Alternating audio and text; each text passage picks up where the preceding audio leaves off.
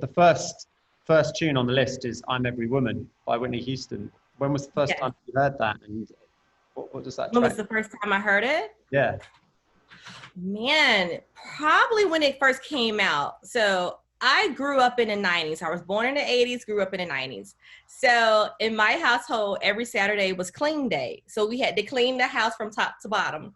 And my mom used to blast like all these like 70s and 80s and 90s songs on the radio. And that's when I first heard Whitney Houston. I was like, who is this? Her voice was just so magical. And that song, it instilled something into me. Like, I'm every woman. I felt like Superwoman, like I could accomplish anything. So it was definitely motivation for me. Yes, such a fantastic record. And I mean, she had so many like smash hit singles that it's almost, because it's not, you know, it's not like her biggest ever hit, but it's one of the biggest. Like sometimes I feel people forget about it. But they do. I think The Bodyguard and I Will Always Love You kind of out-trumped everything, especially on the charts and in people's mind. But I'm an album type person. Like, I love the hits, but I will listen to all the songs on the album. And sometimes my favorite is just that hidden gem that no one knows about. Yeah, for sure. Yeah, me too. And I mean, I'm Every Woman. I kind of prefer it to I Will Always Love You. And I kind of like Saving All My Love for You more than I Will Always Love You. That's a real jam, I think. I love that. How did I forget about that song? That would be in my top 11. So yes, I love that song too. And yeah, it was so tragic when Whitney passed. Yeah. So yes. Do you remember where you were and stuff when you found out about that? I was at home and I was on Facebook. I was actually on social media and people just started putting like RIP because I was actually getting ready. Like I was having a big Grammy party, I believe the next day or maybe it was that day. And so when I heard that, like I canceled the party.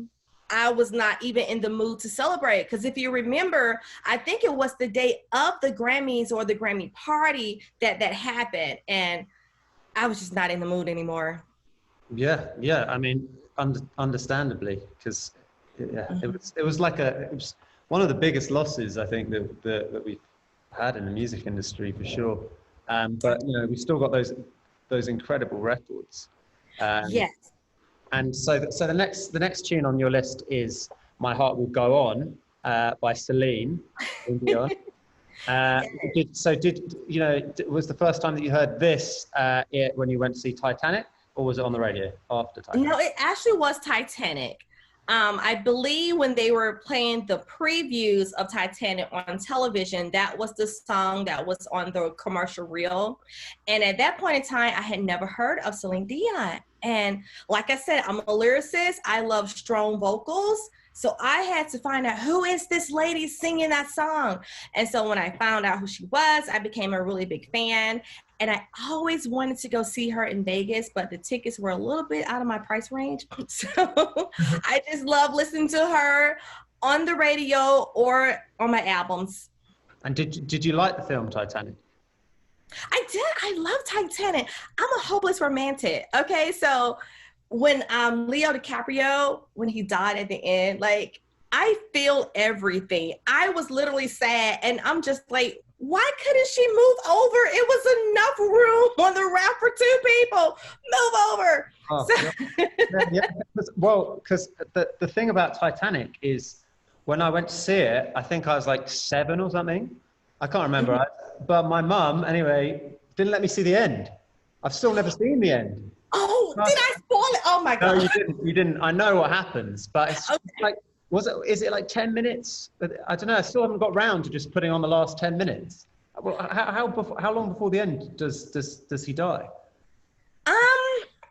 It's like, yeah, within the last 10 to 20 minutes of the film, because of course she survives, but it's not too much that happens after. I believe we see her as an old woman and that she's recounting, but yeah, he's pretty close to the end when he leaves. It's such a good movie. I know it's a cheesy movie, but it had such a profound effect. Like it did. Yes. It's a good way of telling a story as well, how you see, is it the real life Rose?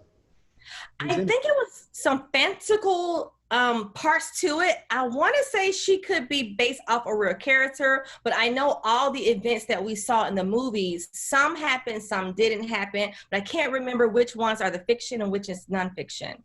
Is it, you know, the old lady in the movie? Is that that's just an actress, but the real Rose was alive at the time or something? Yes, I believe it was based off the real Rose. She was an old lady. Yes, I do think the movie was based off her life. I can't remember if her name was Rose or not, so I don't want to misquote that, but it was a real old lady that it was based off of. Yeah, I'm probably wrong with the name there, but anyway, yeah. I can't remember.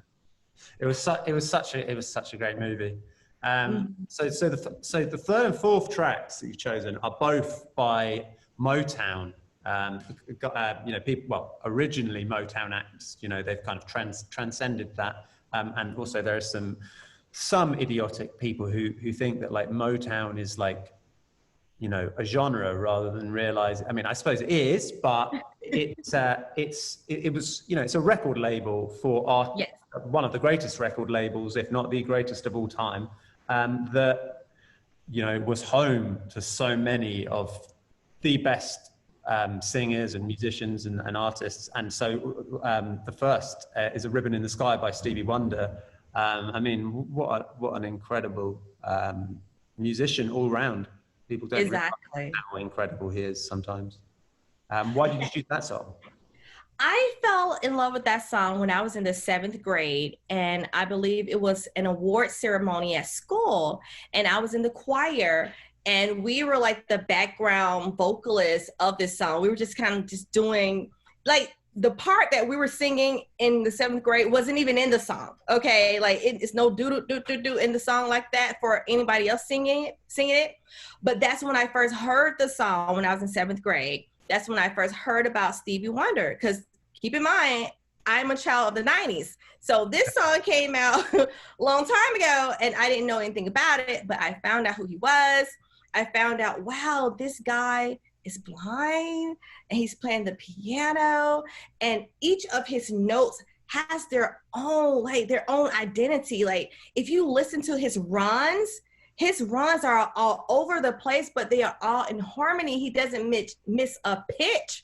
So that's when I fell in love with this song, the Stevie Wonders. Yeah, he's just such an amazing musician, and like people don't realize you know, he played the drums on Superstition. He plays so many different instruments, and I mean, incredibly, he's blind. So it's just like ridiculous, because he's probably the best popular musician of all time in terms of his all-round versatility. Have you ever seen him live? I haven't. No. Have you? I saw him once at a festival in the UK, because he only gigs every now and again, and it was mind-blowing. But yeah, I mean, that's such a great song. And the Michael Jackson track that you've chosen is "Rock with You" from Thriller. Yes. Why did you choose that song? I mean, that is one of my absolute favorites. It's so good. Oh my God. It's like, how can I not? The video alone, I mean, it's contagious. When it comes on, it just makes me want to get up and dance. And even if I'm like feeling bad that day, I just get inspired. And I know Michael Jackson, his catalog is so similar to me, like a Whitney Houston catalog. It's so hard to choose just one song. So I had to really think about, if I'm sad and nothing else is making me smile, which Michael Jackson song would put me in a better mood? And that's the one I picked. And that's the only reason why, because I actually like all of his songs. Yeah, I mean, he's the king, really, isn't he? He's so talented. I mean, I made a mistake, actually, because "Rock With You" is from the Off the Wall album. I mean, okay. These are two, you know, Thriller and Off the Wall. So were you more of an off the wall type of, you know, did you prefer tunes like Don't Stop Till You Get Enough or Rock With You to the Thriller stuff? I prefer off the wall. And I told you earlier that I was in the choir growing up. I also play the flute. And we used to play a lot of Michael Jackson songs in band. And so we played, I want to say it was Rock With You. Yes, so we play a lot of his songs.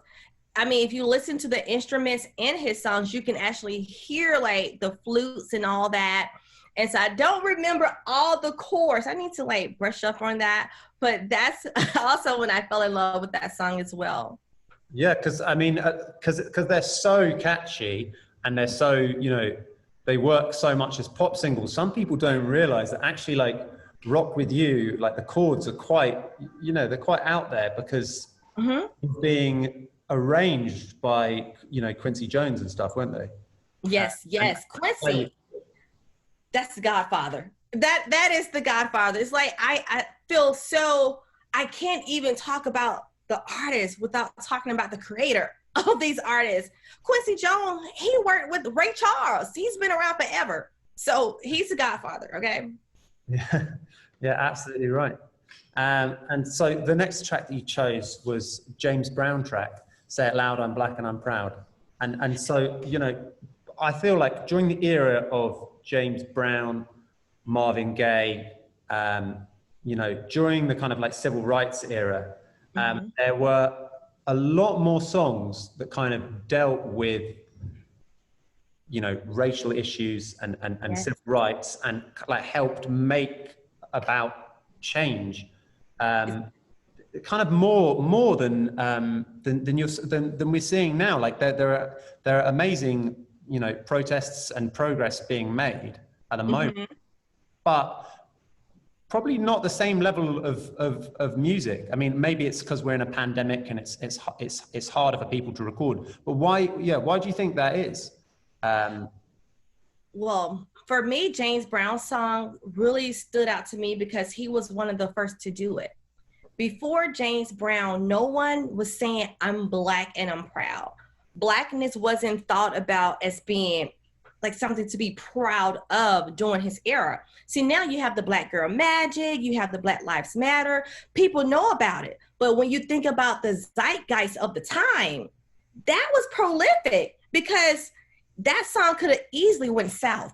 It could have easily been made him out to be some, I don't know, some revolutionary that people can't control. But instead, everybody embraced it. So something about being the originator of something that's so powerful that people today still listen to the lyrics of this song. And I believe a lot of the march and the protest, they are inspired by James Brown. They may change the slogan to something else, but his I'm Black and I'm Proud gave people motivation to be proud of who you are.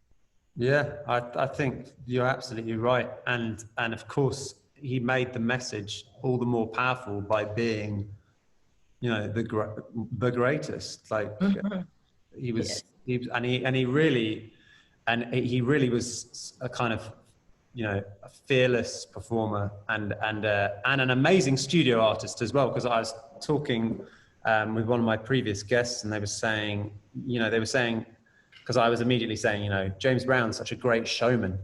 Like, you know, you're forgetting that actually on record, there's not a bad James Brown record. It's not like, you know, every single one is amazing. Yes, he's just the Godfather again. We got Quincy Brown, the Godfather. James Brown is the Godfather of soul, so that's another Godfather. And have you seen the James Brown movie? I think there was a James Brown movie a couple of years ago. I did. Is that the one with Chadwick Boseman? I believe he played James. Yes, he did. That's the same guy that played Black Panther. He played James Brown in the James Brown movie. So that's Chadwick Boseman. I did see it, and it gave me a lot of insight about his life. Like, I didn't know that his mom, I believe it was his mom, had a drug problem, and you know, he was raised by his grandma, other relatives. Like, I didn't know any of that backstory until I saw the movie. So it's just amazing that he was able to come from that type of environment to make it to the heights that he made it. And it just serves as motivation. You know, even if you are born in the gutter, you don't have to finish there. It's up to you to use what's inside of you to kind of be your own hero. Yeah. He's a very inspiring person. And well, I mean, now that you said hero, I don't know whether to lead on to your next track by Mariah Carey. But before we get to that, I would, you know, because it's a song in a similar vein by Sam Cooke, A Change Is Gonna Come. So yeah, I thought that would be a kind of nice one to talk about next, because it is in a similar vein, and it's also got another meaning to it today, obviously, because everybody wants things to change because of the pandemic. So, you know, was that subconsciously maybe, you know, have you been listening to that track a bit more now? I have, because Sam's Cooke voice, I mean, he could have sung the alphabet or the encyclopedia pages, and I would have bought every one of the albums, because it's so soulful and it makes me really feel, and it makes me kind of hope for better. And you're correct, with the pandemic and all this, you know, craziness going on. I do listen to Sam Cooke, and he said a change is going to come. So whatever the change is in your life, you just have to believe that it will manifest. And so listening to his lyrics and his voice, I just know that even though I don't know the outcome of what's going to happen, I have to have the mindset that it's going to work in my favor. And I believe everybody needs to think like that. I mean, it's easy to dwell on what we see now, but it's been bad stuff that happened before in history. And I'm sure those citizens didn't know how it was going to, you know, work out. But obviously it did, because we're here today. And so I have to keep the same faith for my future that a change will come. Yeah, I think that's absolutely right, and it's a very important point to make, because we have had similar situations. You know, there were lockdowns during the Spanish flu, from what I've read. Mm-hmm. Yes, in 1918, I believe. So yeah, and the bubonic plague, and it's been so many. I mean, I'm just naming two, but I'm sure a historian can tell me it's been many, many, many other outbreaks. And you know, of course we got through it. I don't know how long this one will last, but I am just going to just take every day and find something positive to think about, so my day can be good. Like, I can't control what's going on the outside of the world, but I can only control on how I deal with it. Yeah, well, I think you're absolutely right to have that attitude. And so, you know, going back one, you chose Hero by Mariah Carey, and you know, Mariah Carey's like one of the most gifted vocalists. Although there was that lip syncing thing. Where was she lip syncing? Did I miss that? What happened? Funny. I mean, she's an incredible singer, so I'm not knocking Mariah Carey, because she's a brilliant artist. I love her records. But I think she was doing the Ryan Seacrest New Year's Eve special in Times Square a few years ago. And, you know, I think a lot of people lip sync, you know, let's be honest here, especially people who dance and stuff. And, you know, I'm sure a lot of people do, and nothing against them. You know, I can't dance to save my life, let alone sing and dance at the same time. So, you know, but she basically, it didn't work out, and rather than try and pretend, she just like exploded into some rant about it. It was pretty funny. But yes. Why have you chosen Hero? Well, Hero, it speaks to me because when I was 14 years old, this was the first song that I actually sung at an assembly program in school. And because I wanted to be a singer, that's my first career goal. And I sang this song and I did a great job. And that's why it stands out to me. But beyond that, when you listen to her lyrics, there's a hero when you look inside your soul. So she's telling you, instead of looking from the outside to find someone to guide you, you were born and equipped with everything you need to become the greatest version of you. And that song motivates me too. Like when I'm feeling down, like, you know what? I don't have anybody to look to. Then I look at myself like, Kimberly, you got this. You can do this. So I think Hero is before its time, because now everybody's talking about, you know, I'm a motivational speaker, you know, I'm a life coach. But when you listen to Hero that came out, I believe like in the 90s, that's what that song is all about, being your own life coach, your own motivational speaker. So it was way before its time. Yeah, and it's probably does a better job than some of the life coaches and motivational speakers out there. I mean, I don't know about you, but my Instagram feed or my, you know, Facebook feed, every single day there is somebody promising me that they've got all the answers for me to create a seven-figure business, Yes. to, you know, to make my life even better. And you've got to wonder, how are there so many successful people out there who are also able to do a service to you? I mean, like, where did this trend kind of come from, do you think? I don't know, because none of these people are on the Forbes list. Like, I don't have any type of, documentation outside of the Facebook posting that shows that they are who they say they are. So I don't know, but by the time so many people buy into their product, they probably will become a millionaire. So I guess they're speaking it as if it's already so. And when you buy it, you're going to make it true. Yeah, it's a very good point. Yeah, it's a bizarre trend. The next tune that you chose was "Sarah Smile" by Hall & Oates, and I think we're going to interview John Oates for a program. So but that song is one of the best songs of all time. Have you seen if you haven't seen it, there's a really good version, because Daryl Hall, he does this series called Live at Daryl's, where he invites his friends to come and like sing his songs and sing covers. And Smokey Robinson comes and does this version of Sarah Smile with them. It's so good. So honestly, if you find a moment during the pandemic and you love Sarah Smile, do give that a listen. But why did you choose that song?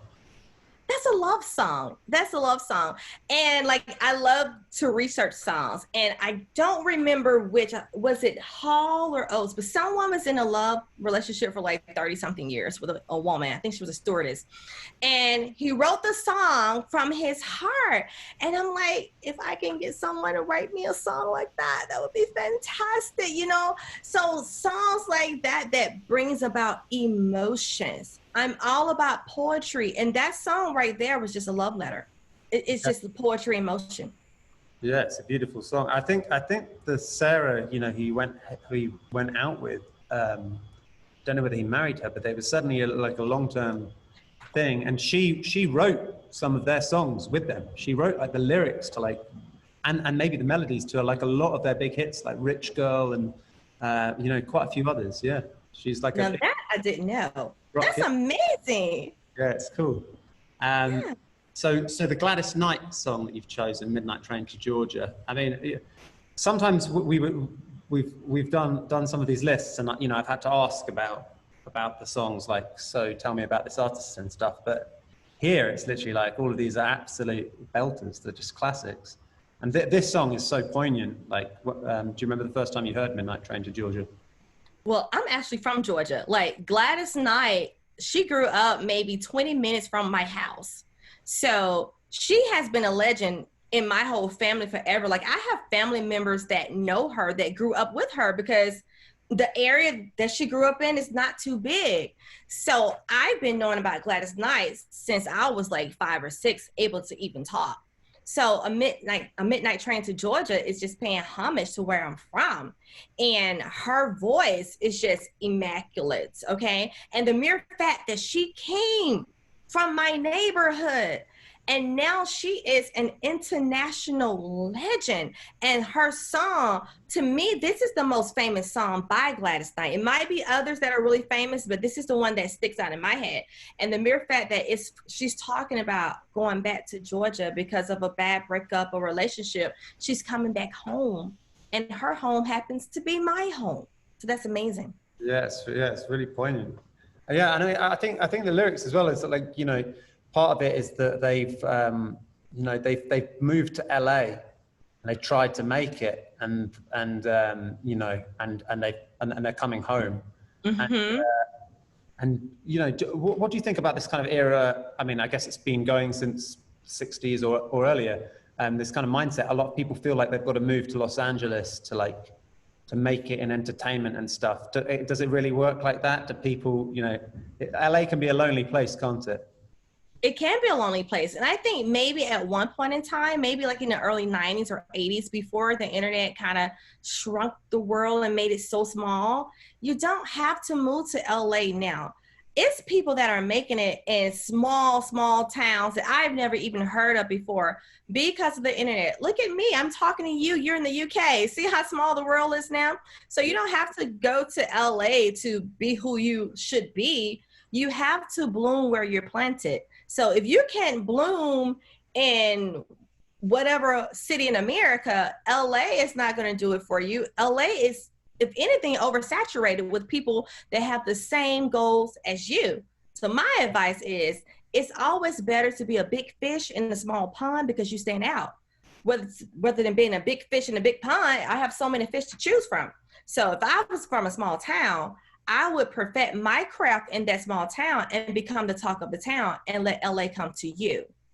Yeah, I think that's very, very wise advice, because you know, I've had friends go to LA and they did a spin class, and every single person was just like, I'm a barista, but I'm really an actor. I'm a waiter, but I'm really a DJ. And everybody was like, today's going to be the day that we get the audition. And you know, you can make it from anywhere, can't you? You can make it from anywhere. It's up to you. For sure.